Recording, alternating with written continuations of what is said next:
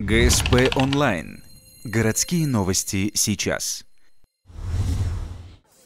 Воскресенье, 12:00. Памятник Александру Пушкину. Квест ориентирования «Наше наследие». Организаторами игры выступил молодежный совет Ухты, участники – ученики 7-8 классов.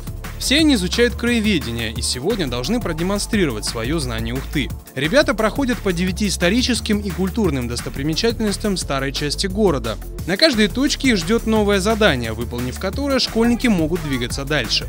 Как правило, задание – это загадка, ответ на которую следующий пункт маршрута. Например, чего в городе два? Один электрический на горе, а другой на площади из кирпича и бетона. Ребята отвечают быстро, речь идет о памятнике Владимиру Ильичу. Если команда не угадывает, ей дается подсказка.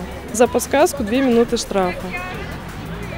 То есть, если команда вообще не знает ответ, то ей дают еще дополнительно плюс 3 минуты штрафа. В квесте приняли участие 15 команд, в каждой по 6 участников и их преподаватель. По словам педагогов, подобные игры помогают школьникам узнать больше о любимом городе. Стоит отметить, что юные краеведы с интересом выполняют задания и быстро проходят маршрут. В итоге самой эрудированной и быстрой оказывается команда школы номер 18 «Святой клуб». Они справились с квестом за 32 минуты. Победителям вручают кубок. В планах у организаторов провести подобную игру, но уже для более взрослой аудитории. По предварительной информации, это будет автоквест.